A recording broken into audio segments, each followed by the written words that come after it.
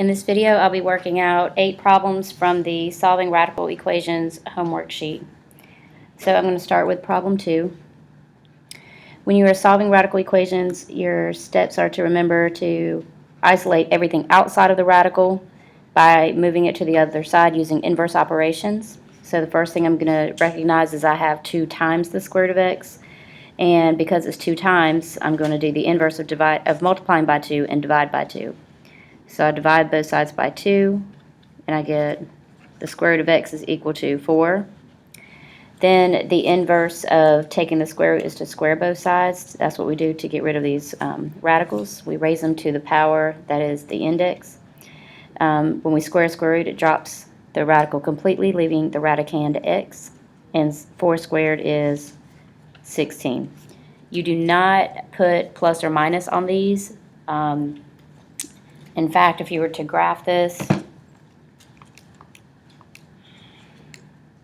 and go to y equals and type in your original problem 2 square roots of x and 8, so the left side of the equation on one side and the right side of the equation on the other, and graph it, we'll see this square root function, and 8, which is a horizontal line. We don't see them intersect here, so I'm going to zoom out a little bit. Zoom, 3, enter. And we can see that they intersect one time, so we only have one solution. So second trace 5, enter, enter, enter. We get a solution of 16, 8, which means that when x is 16, it equals 8. So if x is 16, the answer will equal 8, and that's correct. So that x value we get from finding the intersection should be our solution. So we get 16. The only time we have plus or minus is when we have x squared and we have to take the square root to solve. So don't confuse that. Next, I'll do number 4. We've got x squared minus 3 is equal to 7. There is no operations taking place on the left side here outside of the radical, so we'll just go ahead and eliminate the radical altogether by squaring it. X squared minus 3 is equal to 49, and then we just use our inverse operations to solve. So first step would be to add 3 to both sides. So x squared is equal to 52. And then we take the square root of both sides, and we would get positive or negative. And remember, if we can break this down, that would be 2 and 26, which would be 2 and 13. So 2 square roots of 13. Now technically we've got 2 solutions here, but we should check them out and make sure that both work. If we substitute it back in here, so we can store our value for x here. Remember, this is another way to check. If we type in 2 square roots of 13, store as x, oops, hit the right arrow and then store x, enter, and then type in our equation, the square root of x squared minus 3. If this is a correct answer, it should equal 7, and it does. If we do this again, but type in the negative square root of 2, a negative 2 square roots of 13 rather, and hit x to store it. Just by hitting second enter, if I go back and evaluate it with negative 2 square root of 13 as our x value, it also gives us 7. So we have 2 correct answers here. So keep that in mind. The only time we would eliminate an answer is if we plugged it in and then it didn't come out to be equal. And when we substitute both a positive value and a negative value for x here, when you square it, it will always turn positive. So that positive number minus 3 ensures that the radicand will be positive as well, because remember, you can't take the square root of a negative without getting an imaginary solution. So you should not get any solutions that are imaginary here.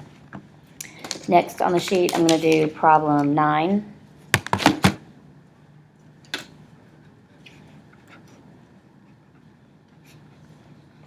So we need to make sure that for number 9 here, that we isolate the radicals. So to do that, I want to subtract 4. When we do that, we get our minus 4 on the right. We need to now square both sides. And please remember that when you square this quantity, it's really the quantity r minus 4 times the quantity r minus 4. So that will give us r squared minus 8r plus 16. I hope that you understood where all those come from. Inner and outer give you negative 8 and negative 4 times negative 4 give you positive 16. This is a quadratic equation, r squared, so that means we're going to need to set it equal to 0.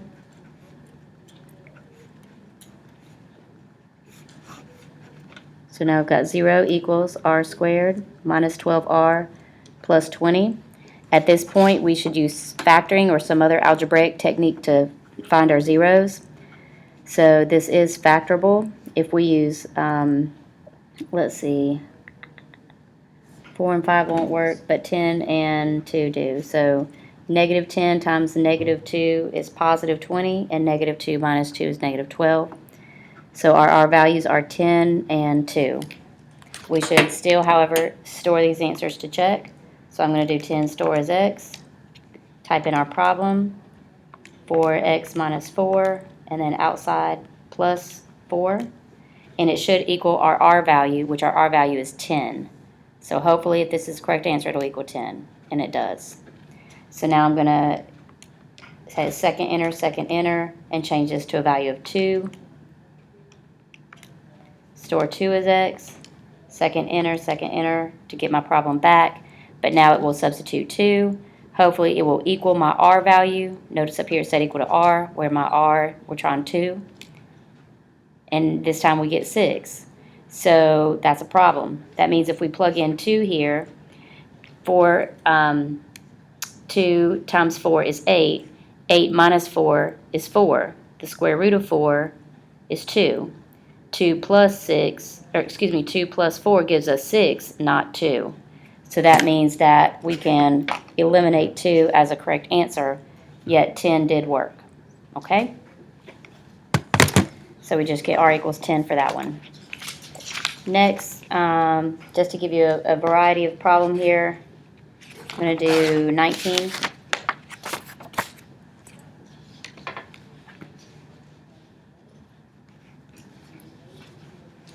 So we get x equals the square root of 7x plus 8. There's nothing we can do to get to this radical except to square both sides. So we have x squared equals 7x plus 8. I'm going to set it equal to 0 and solve by factoring. So notice negative 8 plus 1 is negative 7, but negative 8 times 1 is negative 8. So my two solutions are 8 and negative 1. Now hopefully, if you think back to the original problem here, what we're trying to do is say, well, if I substitute 8 here in my equation, when I get done, will it equal 8? Okay, so that means if I do 8 store as x and type in the square root of 7x plus 8, I want it to equal my x value, which is 8. And it works. Okay, so that works.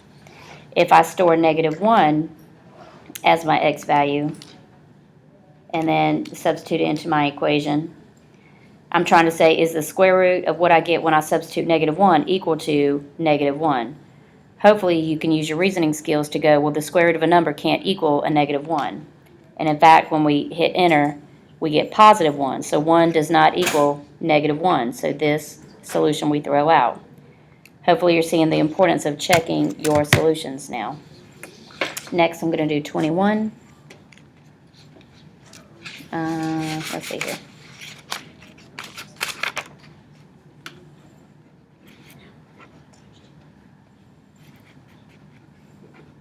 All right. So this one's different in that you have a square root on both sides. Whenever you have a radical on both sides, you have to have a radical only on one side. There's no way to work with it without it being super nasty.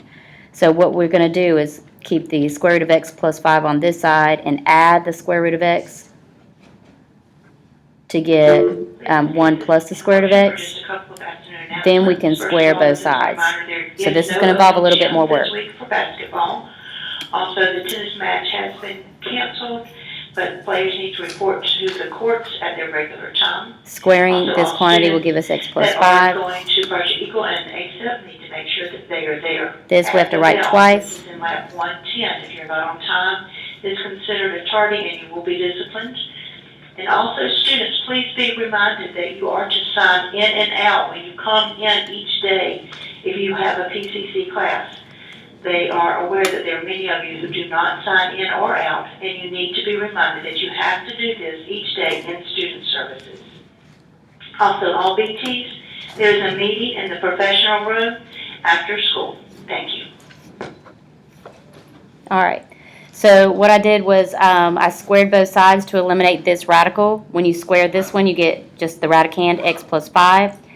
When you square this binomial, you actually have to write it twice and multiply. So you can see I've got 1 plus the square root of x plus the square root of x plus the square root of x squared, which is just x.